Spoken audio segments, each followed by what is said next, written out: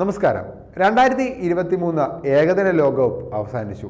India ഏറ്റവും മനോഹരമായ പ്രകടനം നടത്തി ഫൈനൽ വരെ എത്തി. ഫൈനലിൽ പരാജയപ്പെട്ടെങ്കിലും ഒരുപക്ഷെ അവരുടെ ക്രിക്കറ്റ് ചരിത്രത്തിൽ തന്നെ ഏറ്റവും മനോഹരമായ പ്രകടനം നടത്തിയ ലോകകപ്പുകളിൽ ഒന്നായിരുന്നു ഇതെന്ന് നിസ്സംശയം പറയാൻ സാധിക്കും. ടീം ഒന്നടങ്കം ഒരു ടീം സ്പിരിറ്റിൽ കളിച്ച അതിമനോഹരമായ ലോകകപ്പ്. പല മത്സരങ്ങളും ജയിപ്പിച്ചത് അപ്രതീക്ഷിത ഹീറോസ് ആയിരുന്നു.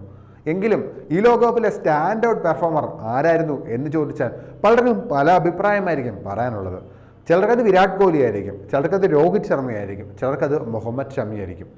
എന്നിരുന്നാലും മുഹമ്മദ് ഷമി എന്ന പ്ലെയർ ആദ്യത്തെ 4 മത്സരങ്ങൾ കളിക്കാതിരുന്നതിന് ശേഷം ടീമിലേക്ക് മടങ്ങിയെത്തി അതിമനോഹരമായ പ്രകടനം ഈ ലോകകപ്പിൽ ഉടനീളം നടത്തിയപ്പോൾ അതിന് കൈയടിക്കാതിരിക്കാൻ സാധിക്കുകയില്ല. വളരെ കുറച്ച് മത്സരങ്ങൾ മാത്രം കളിച്ചാണ് മുഹമ്മദ് ഷമി ഈ ലോകകപ്പിലെ ഏറ്റവും ലീഡിംഗ് വിക്കറ്റ് ടേക്കറായി മാറിയത്.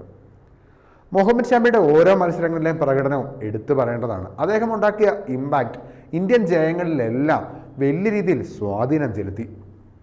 ന്യൂസിലൻഡിനെതിരായ 7 വിക്കറ്റ് പ്രകടനം, ആ പ്രകടനത്തെ ഏത് വാക്കുകൾ കൊണ്ട് വിശേഷിപ്പിക്കാൻ സാധിക്കും എന്ന് അറിയില്ല. ന്യൂസിലൻഡ് ഒരു പ്രത്യേക നിമിഷത്തിൽ വിജയത്തിലേക്ക് കുതിക്കുമെന്ന് തോന്നിയ നിമിഷത്തിൽ മുഹമ്മദ് ഷമി ഉണ്ടാക്കിയ ഇമ്പാക്റ്റ്, ഈ ലോകകപ്പിലെ ഏറ്റവും മനോഹരമായ ബോളിംഗ് പ്രകടനവും അത് തന്നെയായിരുന്നു.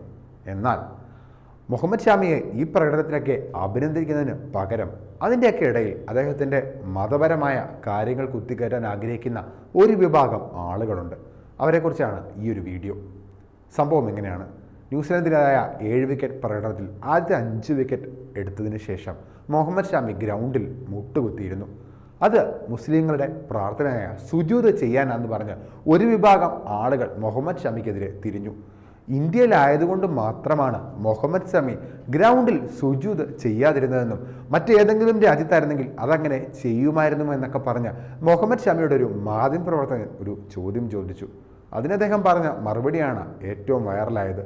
അദ്ദേഹം പറഞ്ഞതെങ്ങനെയാണ്: ഞാൻ ഇന്ത്യക്കാരനാണ്, അതിലെനിക്ക് ഏറെ അഭിമാനമുണ്ട്. ഞാനൊരു മുസ്ലിമാണ്, അതിലും എനിക്കേറെ അഭിമാനമുണ്ട്.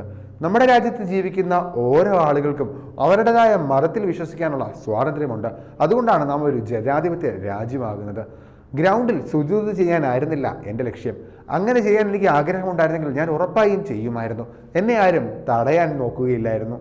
കാരണം ഇന്ത്യയിൽ ഇത്തരത്തിലുള്ള പ്രവർത്തനങ്ങൾക്കെല്ലാം ഉള്ള സ്വാതന്ത്ര്യം അനുവദിച്ചു തന്നിട്ടുണ്ട്. ഞാൻ ഗ്രൗണ്ടിൽ ഒരിക്കലും പ്രാർത്ഥനകൾ നടത്തിയിട്ടില്ല. പ്രാർത്ഥനകൾ നടത്താനുള്ളൊരു സ്ഥലമായിട്ടല്ല ഞാൻ ഗ്രൗണ്ടിനെ കണ്ടത്.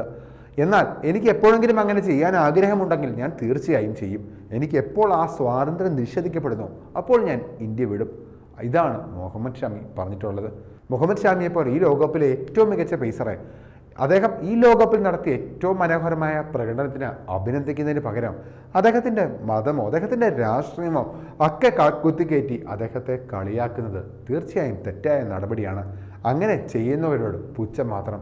ഇതാണ് ക്രിക്കറ്റ് ലോകത്തുള്ള ആരാധകർക്കും പറയാനുള്ളത്. മറ്റൊരു വീഡിയോയുമായി മറ്റൊരു ദിവസം മറ്റൊരു എപ്പിസോഡ് നിങ്ങൾക്ക് മുമ്പിലേക്ക് എത്താമെന്ന് പ്രതീക്ഷ നിർത്തട്ടെ. നന്ദി, നമസ്കാരം. വാർത്തകൾ വേഗത്തിലറിയാൻ ഞങ്ങളുടെ യൂട്യൂബ് ചാനൽ സബ്സ്ക്രൈബ് ചെയ്യൂ.